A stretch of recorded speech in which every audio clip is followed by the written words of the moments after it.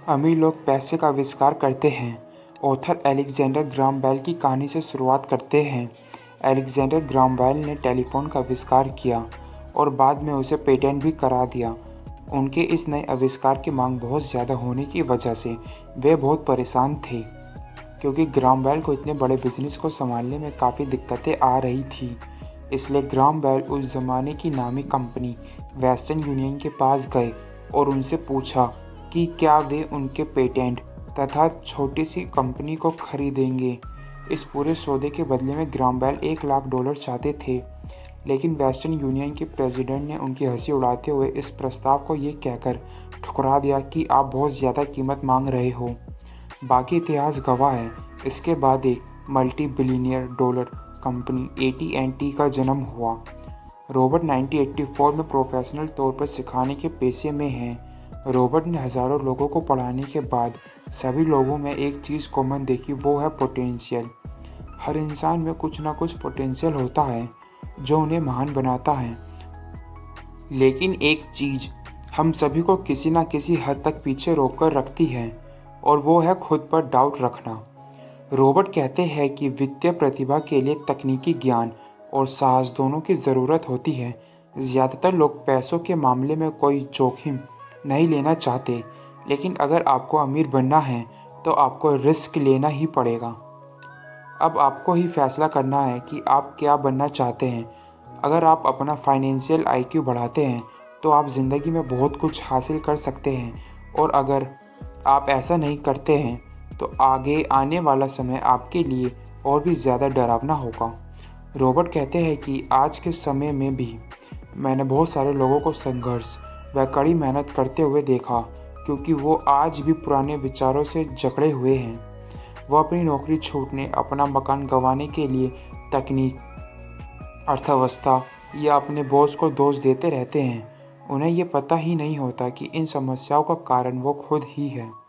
Robert ने एक game बनाया जिसे वो कैश फ्लो कहते हैं। ये गेम लोगों को सिखाता है कि पैसा कैसे काम करता है, निवेश कैसे करना चाहिए, अमीर बनने का सही रास्ता क्या है। रॉबर्ट ने ये सारी बातें इस गेम के माध्यम से समझाने की कोशिश की है। एक दिन एक महिला रॉबर्ट के पास आई। इस महिला ने सीखने का एक मूल्यवान अवसर खो दिया था। शुरुआती दौर में गेम खेलने के दौरान उसे एक बोर्ड कार्ड मिला, जिसका मतलब ये था कि उसने एक नाव जीती है।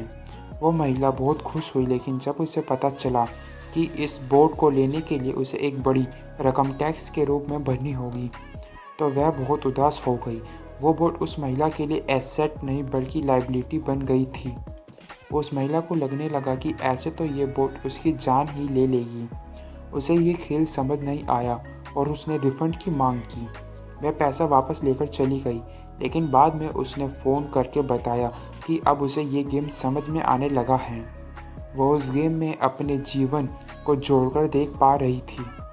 ज़्यादातर लोग ऐसा ही करते हैं।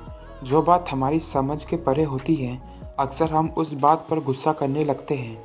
इसलिए आपके लिए बेहतर होगा कि आपको चीज़ों को समझना चाहिए। कैश फ्लो खेलने वाले कई लोग ऐसे भी होते हैं जो इस खेल से काफ़ी सारा पैसा कमा लेते हैं, लेकिन उन्हें ये पता नहीं होता कि उस पैसे का क्या करें। असल ज़िंदगी में भी ऐसा ही होता है। कुछ लोगों के पास पैसा तो बहुत होता है, लेकिन वे वित्तीय दृष्टि से कमज़ोर होते हैं। उनकी पुरानी सोच उन्हें आगे बढ़ने नहीं देती, और वो सिर्फ सही मौके की तलाश में बैठे बैठे अपनी ज़िंदगी गंवा देते हैं। रॉबर्ट कहते हैं कि कुछ लोगों को तो ये सही मौका मिल भी जाता है, लेकिन फिर भी वो उसका फ़ायदा नहीं उठा पाते, क्योंकि वो कहेंगे कि उनके पास तो पैसा ही नहीं है।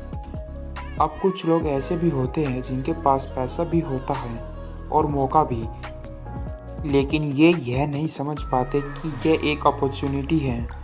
वित्तीय बुद्धि का मतलब है ज़्यादा विकल्प सोचना। अगर आपके पास मौके नहीं आ रहे हैं तो आप अपनी वित्तीय स्थिति को बेहतर करने के लिए क्या कर सकते हैं। अगर कोई अवसर आपकी गोद में आ टपकता है, लेकिन आपके पास पैसा नहीं है और बैंक वाले उधार देने को तैयार नहीं हैं, तो आप उस अवसर से कैसे लाभ उठा सकते हैं। ये सब बातें आपकी फाइनेंशियल इंटेलिजेंस पर निर्भर करती है। ज़्यादातर लोग इन सब बातों का सिर्फ एक ही समाधान जानते हैं कि कड़ी मेहनत करके खूब पैसा कमाया जाए और कर्ज लिया जाए। अगर आप ऐसे इंसान बनना चाहते हैं जो अपनी किस्मत खुद बनाता है, तो मौके के इंतज़ार में बैठे ना रहे, बल्कि आपको सीखना होगा कि अपने लिए मौका कैसे पैदा किया जाए। अगर आप सही परिस्थितियों के आने का इंतज़ार करते रहेंगे, तो शायद आपको बहुत लंबे समय तक इंतज़ार करना पड़ेगा। अमीर लोग जानते हैं कि पैसा वास्तविक नहीं है, हमारा दिमाग ही सबसे शक्तिशाली संपत्ति है। आपका फाइनेंशियल इंटेलिजेंस के बारे में जानना होगा। रॉबर्ट पैसे बनाने का एक सरल उदाहरण देते हैं। वो बताते हैं कि 1990 के दशक की शुरुआत में फिनिक्स और एरिज़ोना की आर्थिक स्थिति बहुत ख़राब थी। वहाँ के लोगों को हर महीने $100 बचाने की सलाह दी जाती थी। हर महीने एक निश्चित धनराशि बचाने का यह विचार काफ़ी दमदार था, लेकिन ऐसे पैसे का क्या फ़ायदा? इससे बेहतर तो ये होगा कि आप उस पैसे का कुछ हिस्सा निवेश करते रहें, जो आगे चलकर आपको ज़्यादा फ़ायदा देगा। फिनिक्स और एरिज़ोना के लोग आर्थिक तंगी झेल रहे थे। लोग अपनी प्रॉपर्टी औने-पौने दामों पर बेचने पर मजबूर थे। निवेशकों के लिए यह सबसे अच्छा मौका था। रॉबर्ट ने भी $75,000 की कीमत वाला एक मकान सिर्फ $20,000 में ही खरीद लिया। इसके बाद उन्होंने अटॉर्नी के ऑफिस में एक विज्ञापन दिया और उनके पास उनका $75,000 की कीमत वाला ये मकान $60,000 में लेने वाले ग्राहकों की भीड़ लगने लगी। उन्होंने इसे $60,000 में बेचकर $40,000 कमा लिए। इस पूरे खेल में रॉबर्ट को केवल 5 घंटे का समय लगा। इनमें से कौन सा काम आपको ज़्यादा मुश्किल लगता है? पहला, कड़ी मेहनत करें, फिर जितना कमाते हो उसका 50% टैक्स चुकाएं। इसके बाद जो बचता है उसे बचाएं। आपकी बचत 5% ब्याज कमाती है, जिस पर एक बार फिर टैक्स लगता है। दूसरा, अपनी वित्तीय बुद्धि को बढ़ाने का समय निकालें। अपने दिमाग और संपत्ति वाले कॉलम की शक्ति को दोहन करें। यदि आप पहले वाले विकल्प का चुनाव करते हैं, तो निश्चित रूप से पहले ये पता लगा लें कि $40,000 कमाने में आपको कितना समय लगेगा, क्योंकि समय आपकी सबसे बड़ी संपत्ति में से एक है। इसलिए मैं आपको दूसरे विकल्प को चुनने की सलाह दूंगा। सिर्फ अपने दिमाग पर इन्वेस्ट करें और फाइनेंशियल इंटेलिजेंट बने।